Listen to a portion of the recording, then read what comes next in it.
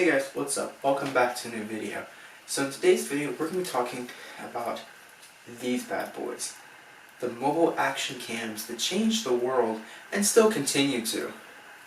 Let's get into it. Okay, so a while ago, don't remember the exact year, a company was started. Now this company's name was GoPro, and they set out to change the world, to change the way the action camera was used. Now around this time, digital photography was starting to take off a little bit more and starting to take the place of film photography, which still was pretty big, and even today is still big. But they thought, what if we made a camera that was small enough we could take it on trips with us, not worrying about having to get it dirty and broken, because it's tough enough to handle these conditions. And so was born the GoPro. And here is actually an example of the original GoPro Hero.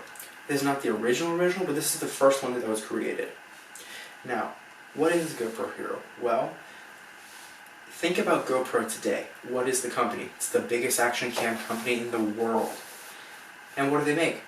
Some of the, if not the, best action cameras money can buy right now. Yes, just the other brands, but when you think action camera, you think GoPro. Ask people around you who do action sports. Say, hey, when you hear action camera, what do you think? Chances are they're gonna say GoPro. And that all started right here with the original GoPro Hero. Now this one no longer works, but you would put two AAA batteries in the back and an 8GB SD card on the side. I'm sorry, no, not an 8, a 2. This would not support any more than a 2GB SD card. Isn't that insane? That is so little storage. Now, this is plastic. Not exactly the tough GoPros we think of now. So how did you make them tough? Well, you bought a case. Now, it's not a case like you're thinking of. It's actually a hard plastic case. Now, I'm going to reach over and grab it. Rather inconveniently, I have lost my GoPro case for this original GoPro. But I'll show a picture of it here. Now, if you look at this, what did this do for the camera? Well, gave it a rough exterior, it waterproofed the camera, and it allowed it to be clipped onto other devices. Because if you look at this little camera right here, there are no clips on it anywhere. So this allowed it to clip onto bikes, helmets, whole 9 yards. Now here's the specs of this camera. It's not impressive. It wasn't meant to be impressive. It was meant to be revolutionary. Now, with the GoPro 8, 7, 8, 9, those are very impressive. I don't have an 8 or 9. I have a 7. Still a very capable device. Let's compare the two a little bit, shall we? First of all, I'm going to take it out of its little stand.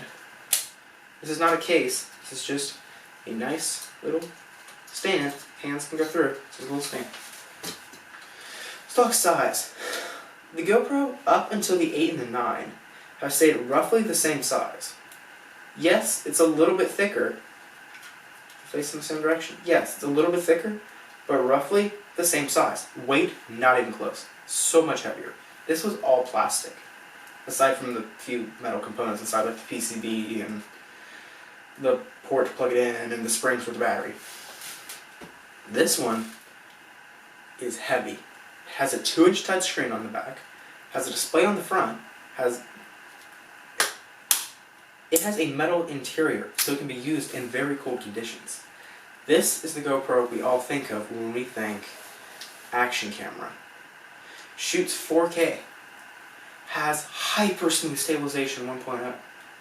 If you look at the GoPro 9, it has stabilization so insane, if you get the optional accessory, you can be riding down a hill covered in boulders on a bike if you do that kind of thing, and it'll look smooth. It'll keep it perfectly level, keep it perfectly smooth, and if it falls, it's not going to get broken. GoPros are insane. Now, what else are they good at? Well, for the GoPro 9, for example, this is not the 9, this is the 7 Black. The 9 is a front display, so you can hold it and look at yourself. This one doesn't. All this one will tell you if you're recording. If you can see it on the little display, shows you that how many pictures left, how big the battery is. So if I start a video, for example, and put it on video, Now it shows you what resolution it's recording in. 4K, 24 hz per second.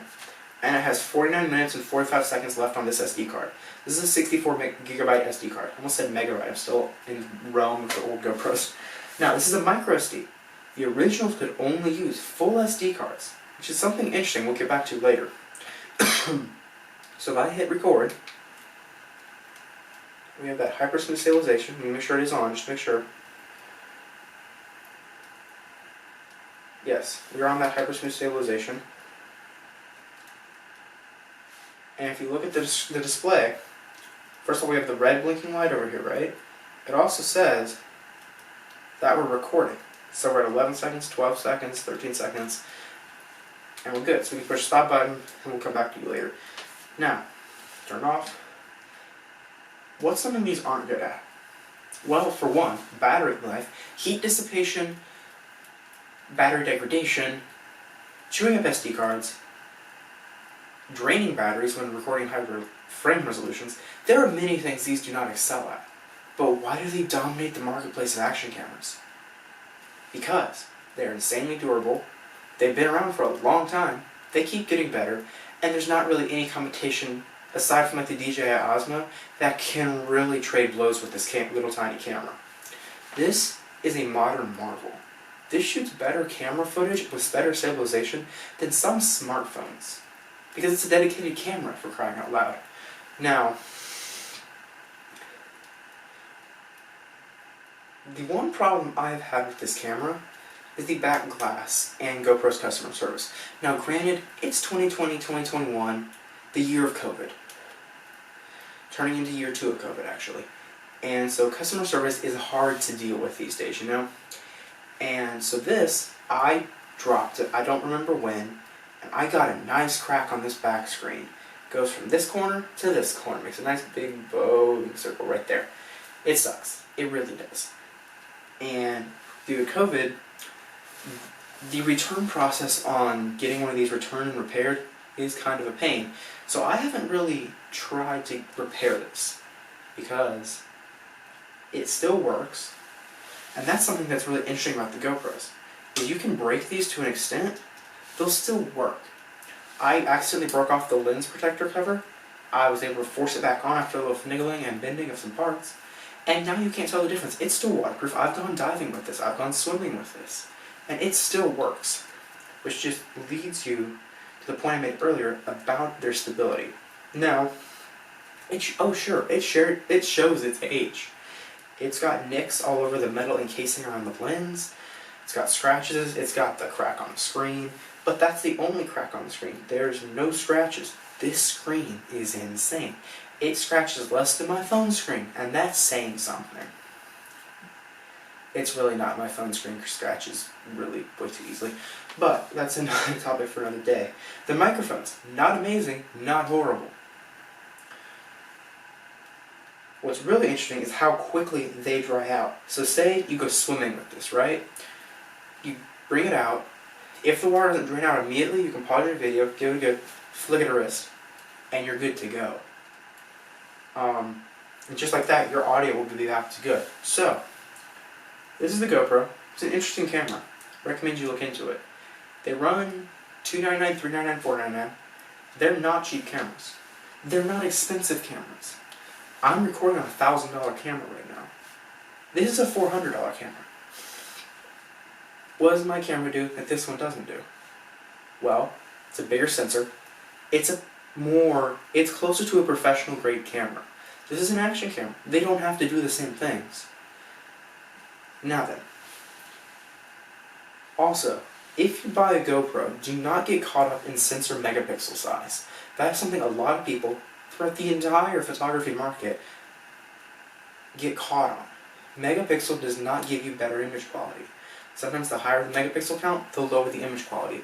What megapixels do is allow you to get a sharper image and a higher ISO limit. So that means you can get a brighter image with less noise. Ideally, it should give you better night photos, but not always, because with more pixels, that means less light can be sucked into each one. Ideally, that will be overcompensated by the more pixels, but it's not always that way. I'm going to show you a picture I took right now on my GoPro 7 of the sky, and my GoPro 9 I had for a while to test it on the sky. Do you see the difference? The 7, while this is taken on an action camera, the image is stunning. Now if we look at it on the 9, first of all, notice it's not as bright. Second of all, notice there's more noise due to the higher pixel count.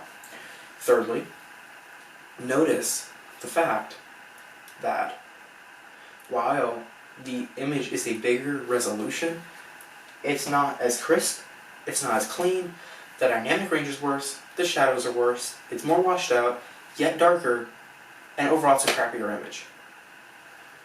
That's something a lot of people don't think or take into consideration when buying a camera. They worry about the megapixel number, not the actual image quality. So, this is the GoPro 8. Hope you enjoyed this video. If you did, a sub to the channel would be amazing.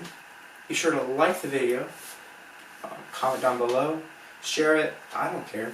Please do. I'm kind of trying to get back going again here. And I'll catch you guys in the next video. Peace.